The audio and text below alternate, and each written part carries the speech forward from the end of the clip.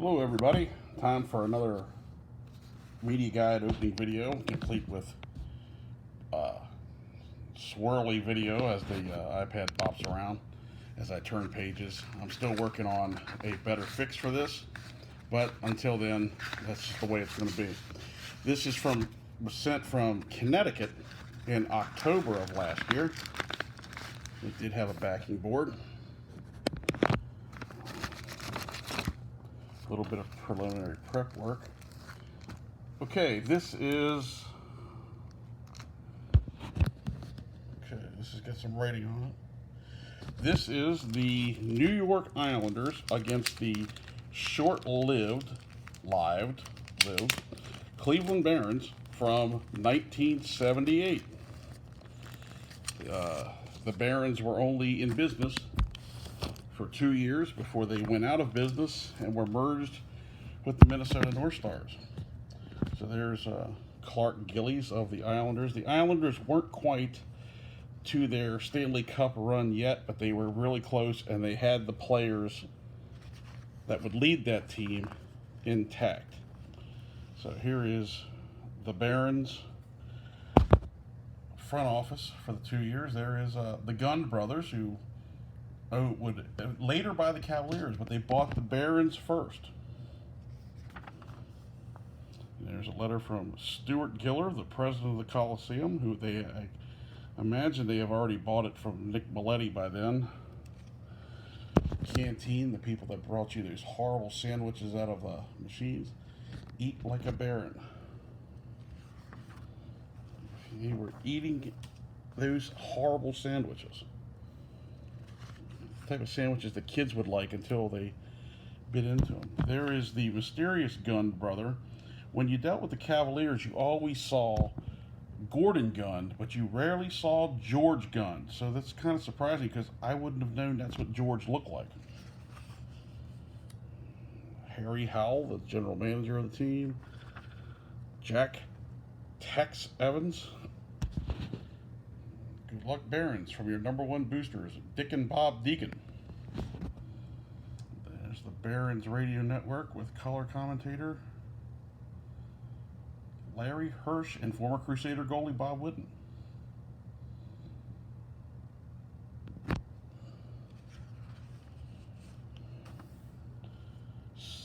Swingos. It's the place to dine in Cleveland and at the Coliseum. And much like the basketball programs, you have the beginning part is suited to each home team, and then you have the general magazine, which is probably in all of the programs for that month or 2 months or whatever. Here's an interview with Rodney Dangerfield.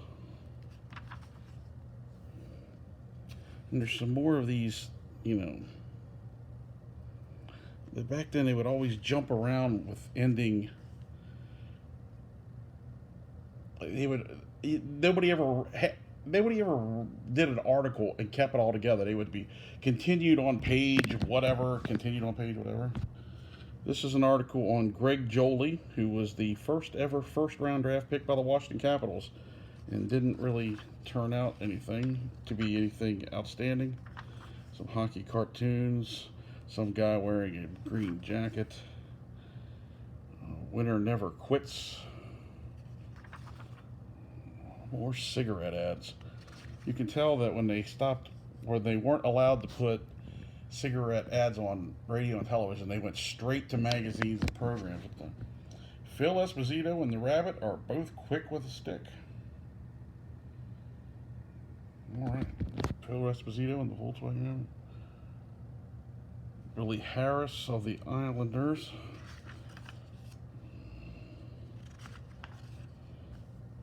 There's more of those. The loser in the video derby, the Sony Betamax, which everyone says was a better tape, better quality, but lost out because Hollywood used VHS and so did porn. So that is why the superior tape actually lost the great video cassette battle. Here's the Barons Jackpot Contest. your scoring ability in 60 seconds. The object, shoot as many pucks as you can in your own goal from the blue line in 60 seconds. If your program is autographed on the Barons picture pages by one of our Cleveland Barons, you'll be a contestant. And then you win a whole bunch of prizes. And then there's the straight shooter contest. Okay. There's the scorecard. That's the next team in town, the Atlanta Flames. You may remember the Flames. We had a Islanders at Atlanta at the Omni with their star Tom Lysiak, future commentator Bill Clement.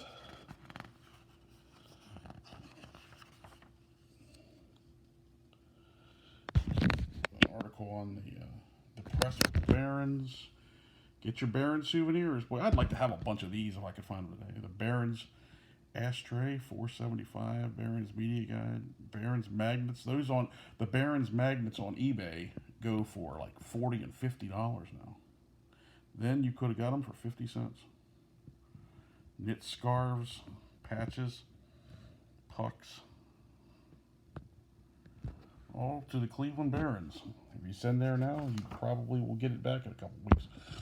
And there's the team rosters. Not a loaded roster for the Barons, that for sure, other than Denis Maruk and a faded J.P. Parise. This is from Sunday, February 12th, 1977.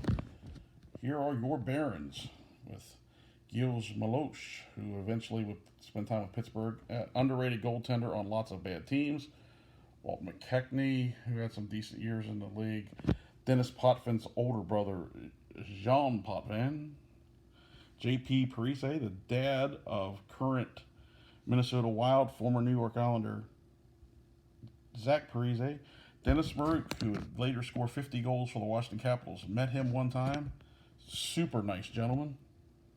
I have a Cleveland Barons puck signed by Mr. Maruk. And more of You May Be a Winner.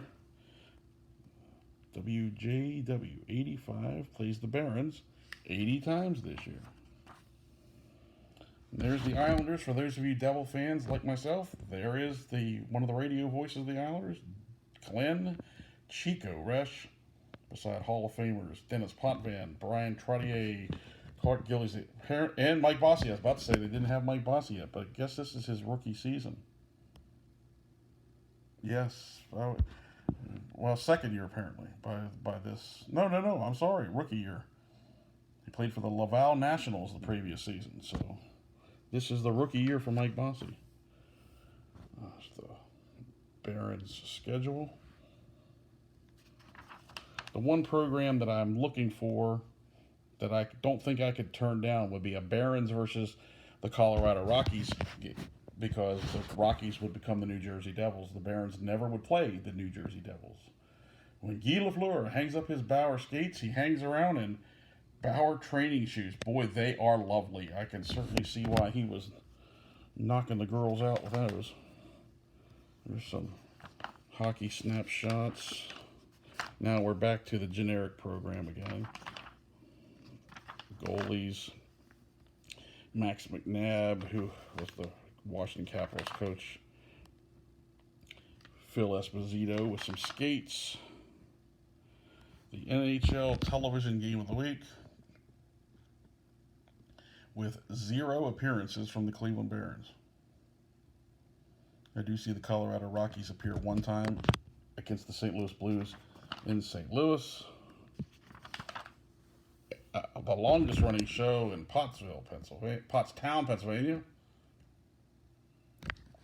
And O.J. Simpson, coming or going. No one gets you out of the airport faster than Hertz. There's a player not named. There's the Richfield Coliseum seating plan for Barons games.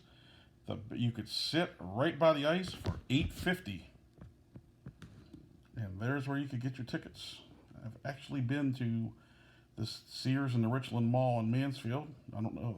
It's clearly closed now. I've been there at one time. Or actually many times. The downtown headquarters for the Barons. Remember, Richfield was a suburban host. These NHL stars will be here. Guy Chiron, former Washington with the Washington Capitals former Kansas City scout. Paul Gardner with the Rockies, one of the few decent players the Rockies had back then. Photo album of some Barons stars, including TV star Tim Conway. And in between periods of a Barons game, he is an avid hockey fan. Did not know that. Giant Hockey Puck Banks. That's the company that made about everything known to man. If you weren't a fan, you could. That's generally a fan of the local team. If you wanted other teams, that's one of the companies you generally were going to deal with. Here's that slightly scantily clad female referee that was in the Flames and Islanders goal program. And just some things to help people learn the game of hockey. Behind the scenes from the Barons, there's Bob Whitten, who was a goalie for the WHA Crusaders in town.